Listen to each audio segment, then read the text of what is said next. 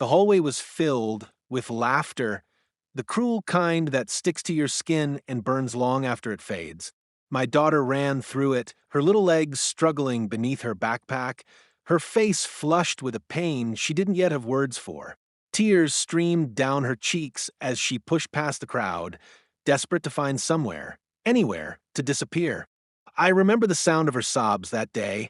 I wasn't there in the building, but I felt it in my bones when I got the call. I could hear her crying through the phone, curled up in the school nurse's office, too ashamed to speak. And all I kept thinking was, what did they do to my baby? But I already knew. It wasn't just any cruel child or a bullying moment that got out of hand. No, it was something much more calculated. It was the result of a grown woman's deliberate humiliation, the kind that scars far deeper than scraped knees ever could. That woman, our HOA's self-appointed queen, Karen, had stood in front of my daughter's entire class and, with a casual smirk, announced that she still wore diapers. Just like that, no compassion, no understanding, no decency, just cold, smirking cruelty. The classroom went quiet for a moment, and then the sound of laughter. Boys doubled over. Girls whispered and pointed. A chorus of giggles wrapped around my daughter's body like chains. She stood frozen, not because she didn't understand, but because she did. Her disability isn't visible at first glance. She walks, she talks, she laughs just like the others. But her medical condition means she has challenges, challenges no child should ever be mocked for. And certainly not by an adult. Karen had always had a problem with us. Maybe it was our house, maybe it was my daughter's wheelchair ramp, maybe it was that I didn't entertain her gossip. But this went beyond petty neighborhood politics. This was a targeted attack on a child, my child, and it shattered her.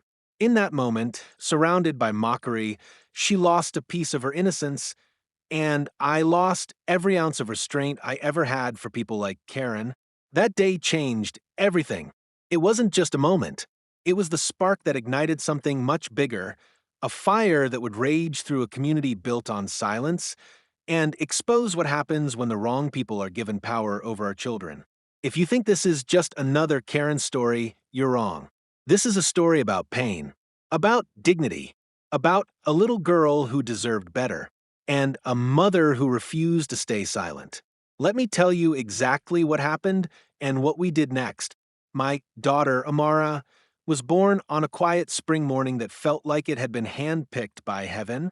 From the moment she arrived, she had this calm strength about her, eyes wide and thoughtful, like she had come into the world already understanding something the rest of us were still trying to learn.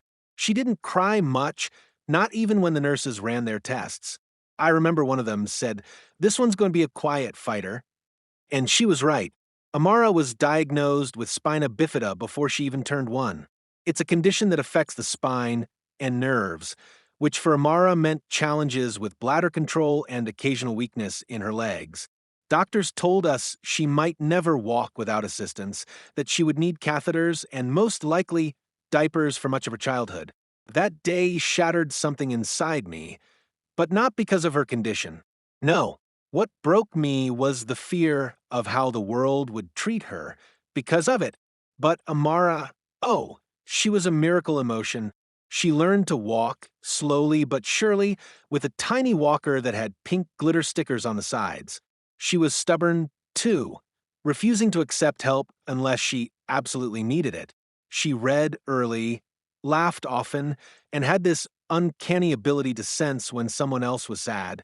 She'd crawl into your lap with a blanket and just say, "It's okay, I'm here." She loved animals, especially turtles, and said they were her favorite because they carry their home with them. She made everything brighter. Her disability was part of her, but never all of her. Still, we did everything we could to create a safe, loving, normal life. When we moved into our neighborhood, a seemingly quiet suburb with flower-lined sidewalks and smiling dog-walking neighbors, I thought we had found a perfect place to raise her. It was an HOA-managed community, clean and manicured to perfection, with neatly trimmed hedges and matching mailboxes. Everyone waved. Everyone smiled. At first, but that charm was thin, like paint over a cracked wall. And beneath it all was Karen. We met her the day after we moved in. She rang our doorbell 3 times in 10 seconds, clipboard in hand, introducing herself as the HOA coordinator for this zone.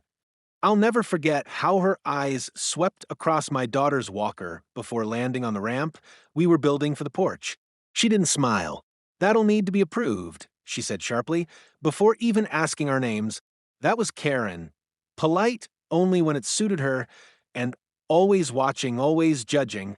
She made it clear, without ever saying it outright, that Amara didn't fit the image of the neighborhood.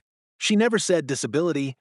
She used words like accommodation and special case, always with a sour tone, always as if our presence made her job harder. But we ignored it at first. People like Karen, I told myself, existed everywhere. And as long as she stayed out of our way, we'd stay out of hers. But Karen didn't know how to stay out of anything. When Amara started school, she was nervous but excited. She had her backpack ready a week in advance and wore her favorite purple shoes with glittery shoelaces. I made sure the school staff were aware of her condition, that she had medical needs, but was completely capable of learning and thriving.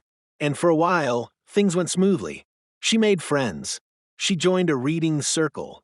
Her teachers sent home notes about how helpful and kind she was, but somehow, Karen found her way in.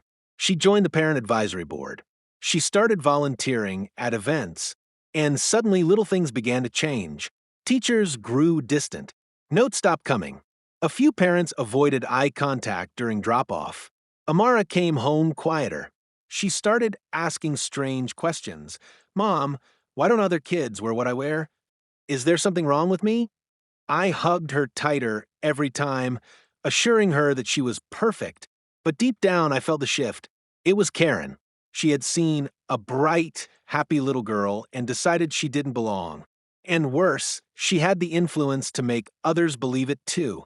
I didn't know just how far she would go until the day everything came crashing down in that classroom. But looking back now, I realized that the cruelty didn't start that day. It started the day Karen decided my daughter's challenges were an inconvenience to her perfect little world. Karen wasn't just a neighbor, she was the unofficial gatekeeper of the entire neighborhood, self-appointed queen of our pristine cul-de-sac, and the absolute monarch of the HOA.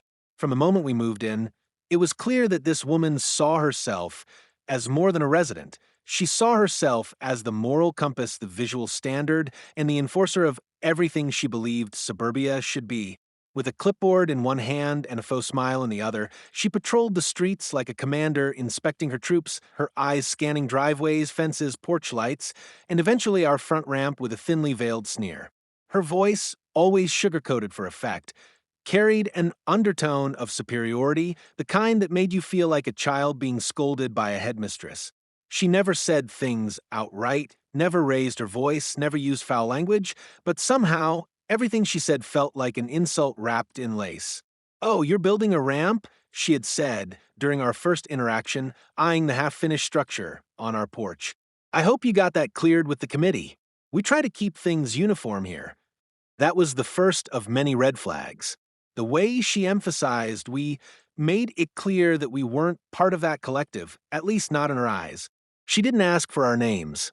She didn't welcome us to the neighborhood. She simply handed over a copy of the HOA guidelines and walked away. It was clear that in her mind we were an intrusion. Karen ran the HOA like a mini dictatorship, organizing meetings no one really wanted to attend, sending out passive-aggressive emails about mailbox colors and lawn heights, and unilaterally interpreting vague rules into personal mandates. Her obsession with uniformity wasn't just about appearances, it was about control.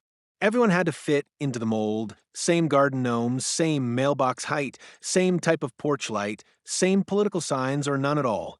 And when someone didn't conform, she made it her mission to correct the issue, often under the guise of neighborly concern. But it was never neighborly. It was surveillance. It was judgment. And it was exhausting. What made Karen's behavior especially insidious was that she never said anything that could be easily quoted or proven. It was always the tone, the look, the carefully chosen phrasing. She'd say things like, "Some families just need a little extra help adjusting to our standards," or, "We all want what's best for the neighborhood," with her eyes fixed squarely on our home. She never once mentioned my daughter's condition directly, but it was there. In the way she grimaced when Amara's medical supplies were delivered, in the way she huffed when she saw my daughter's walker on the porch, in the way she refused to acknowledge her at all during community events. Once, during a block party, Amara approached her table to look at the cupcakes she was handing out. Karen smiled at the other kids, complimented their dresses, even ruffled one boy's hair. But when Amara reached for a treat, Karen simply turned her back. No words, no gesture, just absence. Like my daughter didn't exist. I watched it happen, my heart thudding in my chest, my fist clenched, but I said nothing then.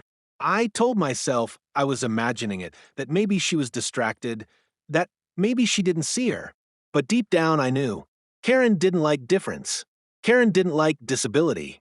Karen didn't like anything that didn't match the glossy HOA brochure she mentally carried around. And as the weeks passed, her passive aggression turned into pointed interference. We began receiving random HOA warnings. Our trash cans were an inch too visible. Our garden edging didn't match the standard, even though no such standard existed. When we applied for a new mailbox that would be easier for Amara to reach, the request was mysteriously delayed for further review. I knew who was behind it. Karen didn't just dislike us. She wanted to make life uncomfortable enough for us to either conform completely or leave. But what made her truly dangerous was her ability to wrap her bigotry in policy and her bias in bureaucracy. She played by the rules, or at least made it look that way. And everyone else? They either didn't notice or didn't care enough to challenge her. Most of the neighborhood either feared her, ignored her, or worse, supported her because she kept the lawns trimmed and the street quiet. But we were the exception. We weren't quiet. We weren't trimmed and polished and picture perfect. We had a daughter who needed accommodations, not because we wanted special treatment, but because she deserved dignity. And Karen, in all her faux politeness and clipboard power, could not stand that. What we didn't realize then was that Karen's need for control would not stop at HOA complaints and neighborhood gossip. She would find her way into every room where influence lived, including the school where my daughter tried so hard to belong. And once she had access to that stage, she didn't hesitate. She weaponized information, trust, and power, all to humiliate a child. But before that moment came, there were signs. Subtle, sinister signs. And now, I see that everything she did, every smirk, every report, every cold shoulder, was a rehearsal for the cruelty she would unleash when she thought no one would hold her accountable. At first, school was Amara's safe place, the one environment where she could just be a kid. Her classroom was full of bright colors and learning stations, and her teacher, Mrs. Lewis, had a warm, patient smile that made the transition from home to school much easier for both of us. Amara loved learning. She loved reading aloud during circle time, coloring outside the lines, and telling silly jokes that only made sense to her. I still remember how excited she was the first time she got a Star Helper sticker. She wore it on her shirt all the way home, telling me she helped another student tie their shoes. For a while, we believed everything was okay, better than okay even. She was making friends, gaining confidence, coming home with artwork, and spelling tests covered in praise. But that fragile bubble started to crack the moment Karen joined the school's parent advisory board. It happened quietly, like most power grabs do. One minute she was attending PDA meetings as an interested resident, and the next she was volunteering in classrooms, organizing events, and walking the halls with a lanyard around her neck like she was part of the staff. At first, I tried to stay neutral. I didn't want my personal issues with Karen to bleed into Amara's school life. I told myself, maybe she's turning over a new leaf, maybe she actually wants to help. But I knew better. I saw the way she hovered too long near the teacher's lounge, the way she whispered to other parents at pickup time, always with a sideways glance at me or Amara. Then came the shift, subtle, insidious. Mrs. Lewis's warmth cooled. Notes in Amara's backpack stopped coming. When I emailed about upcoming accommodations for Mara's field trip, I got a short, formal response, nothing like the friendly back and forth we once had. Some parents who once waved to me in the parking lot now looked the other way. One even pulled her child aside when Amara approached to say hello. The change was so sharp and sudden, I couldn't pretend it wasn't connected. Karen had begun a whisper campaign, spreading rumors under the guise of concerned parent talk. She'd make statements like, "That poor girl can't control herself. Imagine the distractions in class," or "Shouldn't there be special schools for children like that?" Not direct quotes, of course, not in writing, just suggestions, passive judgments that traveled like wildfire through a network of already anxious parents. And when you're a parent, fear spreads fast.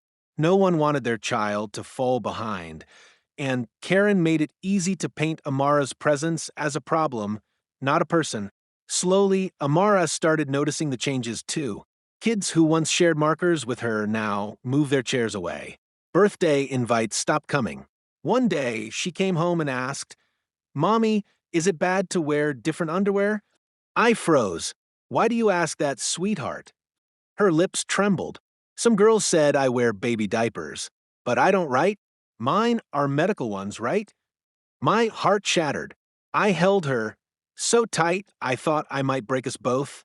I reassured her over and over that there was nothing wrong with her, that her condition didn't define her, and that anyone who mocked her for it was wrong.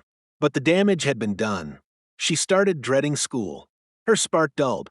She stopped talking about class, about stories, about the games she used to play during recess. She asked to stay home with a stomachache more days than not. I knew she wasn't sick, she was scared. And still, I tried to work through the system. I requested meetings with staff. I gently raised concerns. Every time I was met with sympathetic eyes and empty platitudes, "We'll look into it. We haven't seen anything alarming. Kids can be cruel sometimes, but we're monitoring." But they weren't. No one was. Karen had embedded herself too deeply into the system, and everyone either ignored the truth or feared challenging her. She had positioned herself as the voice of the parents, as the guardian of what was best for the school, and anything outside of that vision, including my daughter, was labeled a disruption. One afternoon, I arrived early for pickup and saw Karen talking to a small group of parents outside the library. Her voice was low, but her face betrayed smug satisfaction. I couldn't hear her words, but I saw the way the other parents nodded, how they glanced toward the playground where Amara was sitting alone, swinging gently, eyes on the ground. In that moment, I felt helpless and furious. I wanted to scream, but I stayed still. I knew the real storm hadn't hit yet, and Karen was just getting started. The school, the staff, the community all had begun to turn. And at the center of it, my little girl was shrinking into herself more and more each day. The classroom that once felt like a haven had become a battlefield of whispers and judgment. The safe space was gone, and I could feel it in my chest. The breaking point was coming. And when it did, the whole world would finally see who Karen really was. It was career day, a day Amara had been nervously looking forward to for weeks. She had picked out her favorite outfit the night before, a light pink dress with sunflowers stitched along the hem, and had even practiced how she'd introduce herself to the guest speakers. "Hi, I'm Amara," she'd say, flashing the proud little grin that always made my heart melt. I had hoped the event would lift her spirits, maybe bring back a little of the joy she'd been losing day by day. I didn't know that it would become the worst day of her young life. The day began like any other, but I later found out that the tension in the classroom was already palpable before the presentations even began. Karen had arrived early, dressed in a pristine blazer, and carrying a stack of flyers with her company logo, a community engagement consultant, whatever that meant. She had charmed the front desk, greeted teachers like old friends, and marched into that room like she owned it. The teachers welcomed her with an uncomfortable mix of respect and fear. She was, after all, a parent board member and an HOA enforcer with friends in every office. Amara told me later that when Karen walked in, she felt her stomach twist, but she couldn't understand why. She just knew that something fell off. The other kids were excited. They didn't know any better. Karen began her presentation with a slideshow about her career, which mostly involved explaining rules to people and talking about community order.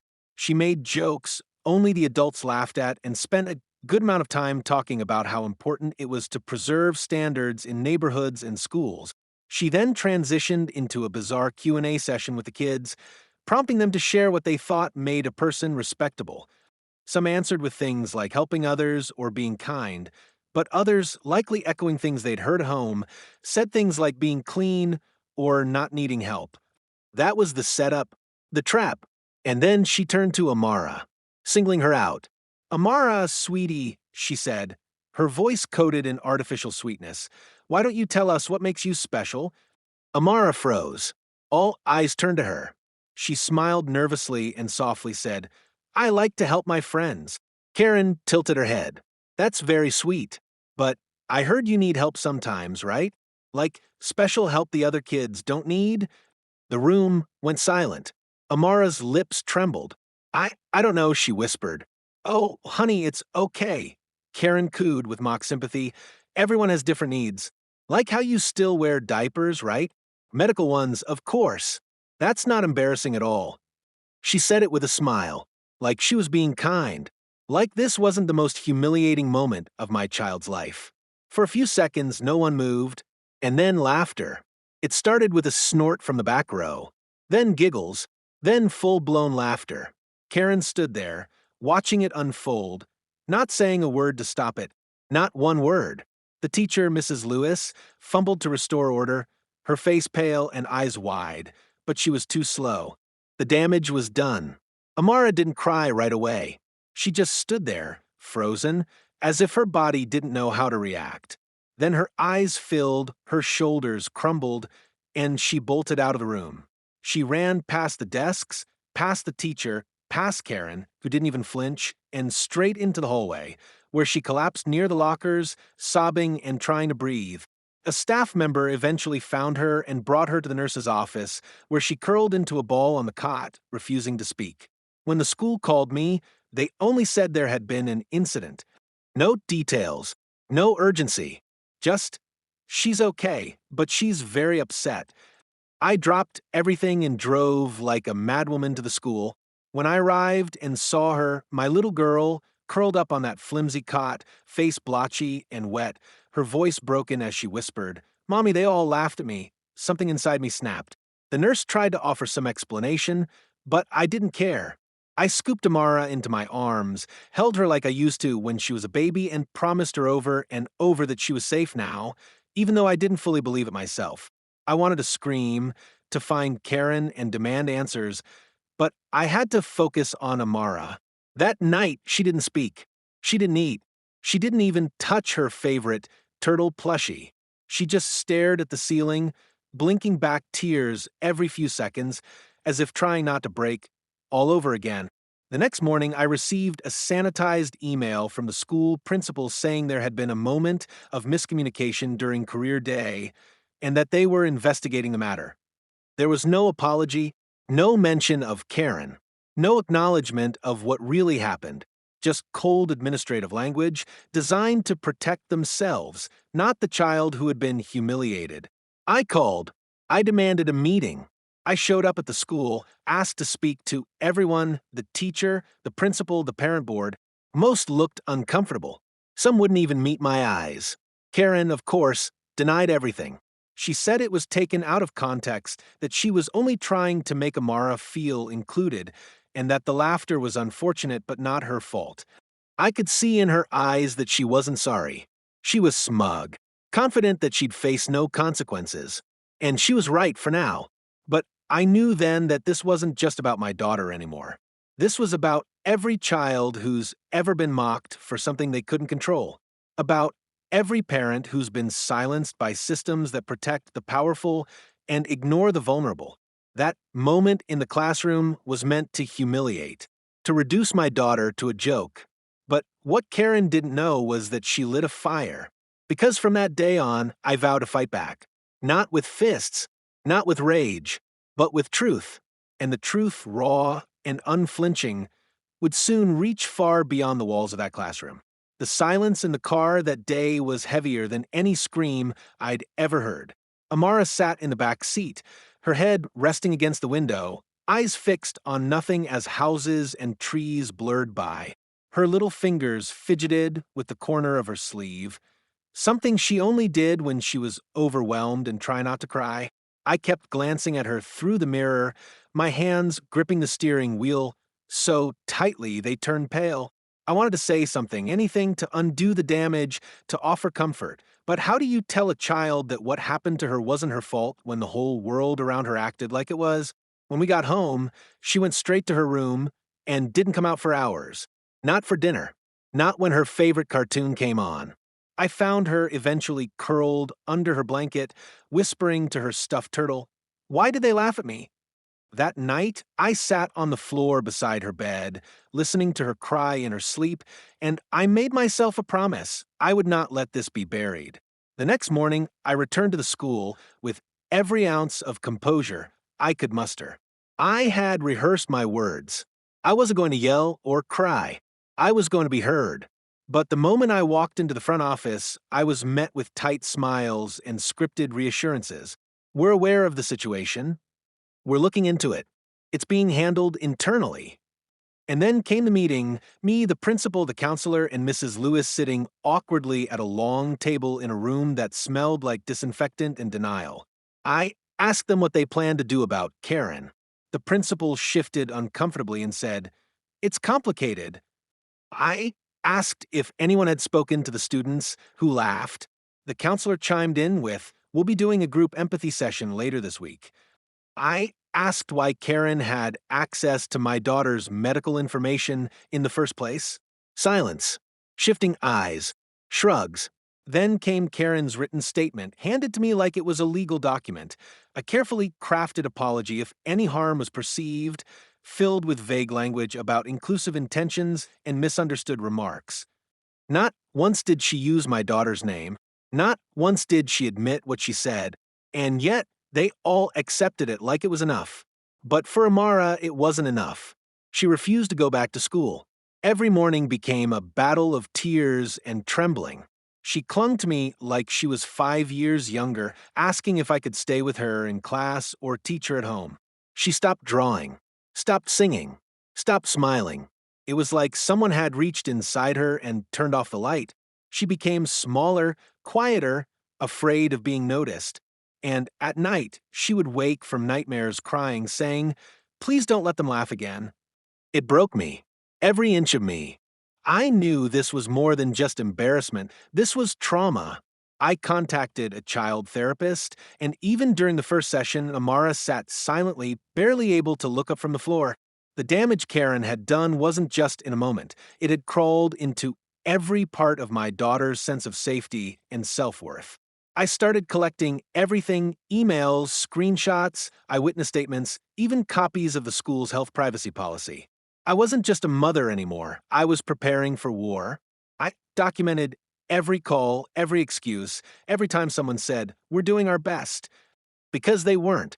They were doing their best to protect themselves, to protect Karen, and to preserve the image of a school that had failed a child who needed them most.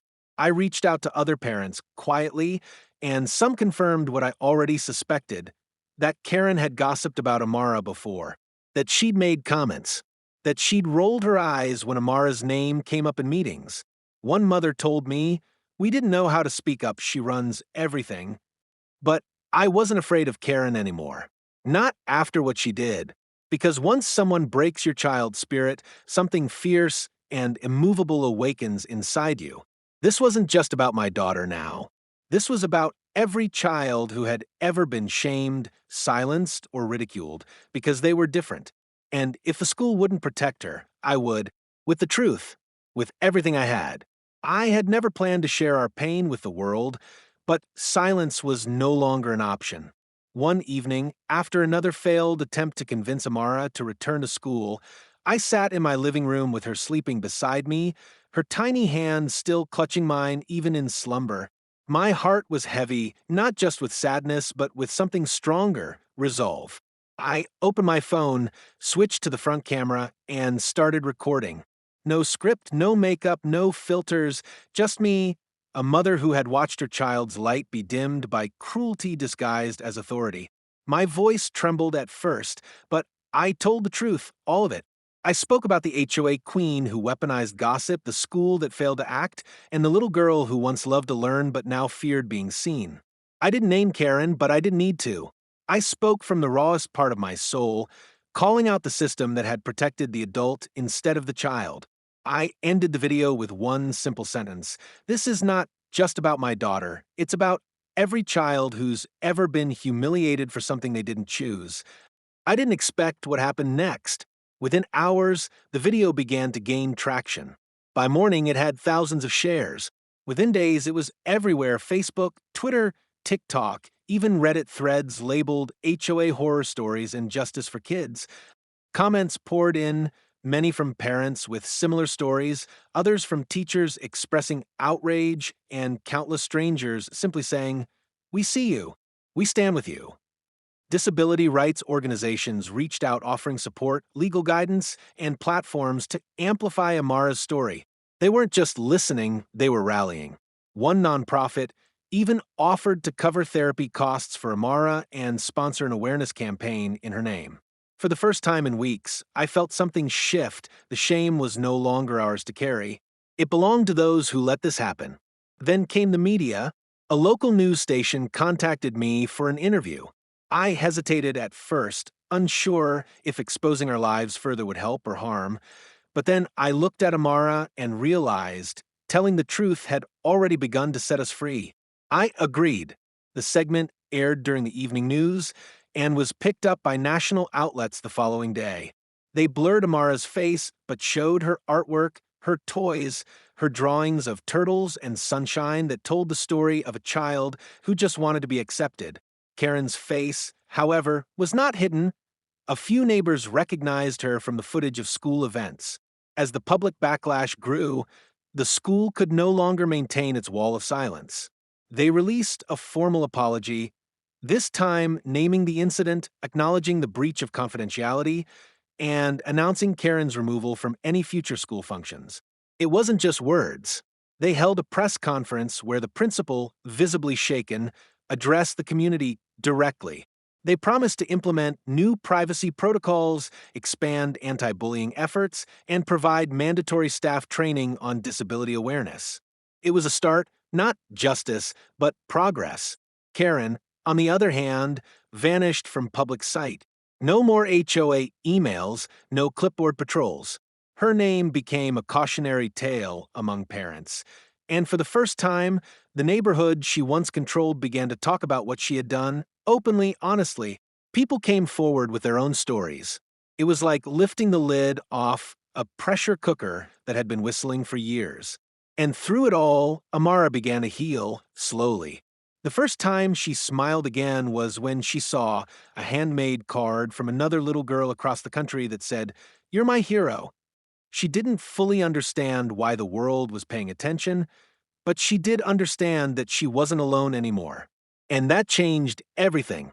I realized then that sometimes the most powerful thing a mother can do is refuse to stay quiet. Not every fight is won in courtrooms or classrooms. Some are won with stories, told bravely, shared widely, and believed deeply. And this fight, it was just getting started. The shift didn't happen all at once. It started like a soft wind before a storm, subtle but undeniable. After the news segment aired and the online support grew into a tidal wave of voices, the school found itself under a spotlight it could no longer avoid. Emails from parents and disability advocates flooded the district office. Calls came in demanding accountability, and for the first time, those in positions of power had no choice but to acknowledge that something truly wrong had taken place. The school board called an emergency meeting, and unlike before, this one was open to the public. I sat in the back, Amara beside me with her turtle plush clutched tightly to her chest, and watched as officials squirmed behind their polished podiums. They read from prepared statements, promised reforms, and for once, they didn't try to downplay what had happened. They admitted it. A serious breach of trust had occurred. Karen's behavior was inappropriate and harmful, and her continued involvement with the school was no longer tenable. It was the first time I saw even a sliver of accountability from people who once only offered excuses. Karen was officially banned from school grounds and any district related activities. Her name was removed from the parent board, her privileges revoked, her influence shattered. But that wasn't the end of her unraveling. The HOA, too, came under scrutiny as neighbors began speaking out. A petition circulated calling for her immediate resignation from the HOA board. Families shared stories of years of harassment, of fines for imaginary infractions, of targeted intimidation masked as policy enforcement. The pressure mounted until, finally, Karen resigned. The email announcing her departure was short and bitter, laced with thinly veiled accusations of mob mentality and ungrateful residents, but no one rallied to defend her. Her reign had ended. The neighborhood, once silent under her rule, seemed to breathe again. It wasn't just about her leaving, it was about the fear leaving with her. In the school, real changes followed. New privacy protocols were implemented. Staff received formal training on disability sensitivity and inclusion. More importantly, they invited parents of children with special needs, like me, to help shape these changes. For the first time, I wasn't seen as just a parent with a complaint. I was seen as someone with a voice that mattered. A few months later, the school held its first ever Understanding Differences Week. They invited guest speakers with disabilities, hosted interactive activities, and gave every student a chance to learn about empathy, respect, and the beauty of diversity. Amara, though still cautious, agreed to attend. She didn't speak during the assemblies, but she watched. She listened. She smiled. One day, she came home holding a paper turtle made by one of her classmates. On the back, it read, "I like turtles too. Want to be friends?" She held that note like a treasure. Slowly, the fear in her eyes began to fade. She started drawing again, bright, bold pictures with sunshine and smiling animals. She returned to her reading circle. She raised her hand in class. Her laugh came back, first in small giggles, then in full, carefree bursts that made me cry in the kitchen more than once. It was healing, not fast, not perfect, but real. And for me, there was peace in knowing that the story we had once wished never happened had now become a reason for change. What Karen tried to destroy, a child's confidence, a family's dignity, had instead sparked a movement. I received messages from people across the country, mothers, fathers, teachers, even teenagers who said the story helped them speak up about their own experiences. And every time I replied, I said the same thing: thank you for seeing us. Thank you for believing us. Because that's all any child ever needs: to be seen, to be believed, and to be protected. The tide had turned. The damage wasn't undone, but it wasn't in vain. Karen may have intended to humiliate a little girl into silence, but instead, she gave rise to a voice louder than she could have ever imagined. A voice that would never be quiet again. Sometimes the smallest voice holds the deepest strength, and it took my daughter, my brave, beautiful Amara, to teach me that. In the weeks and months that followed the incident, I often found myself staring out the window, replaying everything that happened. There were moments I wished I could go back, do more, act faster, protect her better. But as I watched her reclaim herself day by day, not through revenge, not through rage, but through quiet resilience, I realized that she didn't need a perfect mother, just a present one. She didn't ask for the fight we were thrown into. She didn't ask to be an example or a symbol. She just wanted to be a little girl who loved turtles, wore pink, and laughed out loud without fear. And yet, in the face of humiliation, she rose. Not with words, but with silent bravery that shook the very foundation of a system that failed her. Watching her heal taught me something I never learned in any classroom, never read in any parenting book: that strength isn't always loud. Sometimes it's in the trembling hand that still reaches out for friendship. Sometimes it's in the eyes that choose to trust again after betrayal. Sometimes it's in the child who walks back into a place where she was broken and still smiles. I once believed that protecting her meant shielding her from everything that could hurt. Now, I know that true protection means standing beside her when the world does hurt and refusing to let her stand alone. What Karen tried to take from Amara wasn't just dignity. She tried to steal the safety every child deserves. But what she couldn't take, what she could never touch, was the light inside Amara that refused to go out. And that light, once seen, spread to others. To the girl who wrote her a note. To the teachers who changed their ways. To parents who found the courage to speak up. To strangers who watched our story and said, "Enough! This story isn't just ours.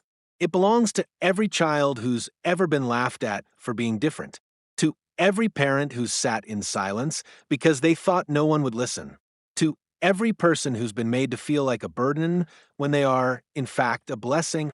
So, to the world, see our children, honor their battles, even the invisible ones. Teach kindness, not conformity. Teach courage, not compliance. And above all, believe them when they say, 'That hurt me,' because they remember long after we think they've moved on. My daughter taught me that healing is possible, even when the world gets it all wrong. And if you're listening now, if you've made it this far, remember this. The most powerful change begins not with those in power, but with those who refuse to be quiet anymore. Let's be those people. Let's raise those children. Let's build that world. One story, one stand, one small, unshakable voice at a time. If this story moved you, if it made you angry, if it made you cry, if it made you remember your own silent battles, then don't let it end here. Help us turn one family's pain into a voice for every child who's been mocked, overlooked, or shamed for being different. Share this story, not for clicks, not for views, but because someone out there needs to know they're not alone. Let this video be the voice that speaks when others can't. Let it be the mirror that forces schools, communities, and HOAs everywhere to take a long, hard look at how they treat children with disabilities. If you believe in kindness, in justice, in standing up for those who can't fight alone, then join us. Hit that subscribe button and become part of the Black Challenges community, a space where real stories matter and silence is never the end. Speak up, stand tall, and never forget, one story can spark 1,000 others. Let this be that spark. Help us protect every Amara out there, not with pity but with power. Together, let's build a world where no child is ever laughed at for being different. Not ever again.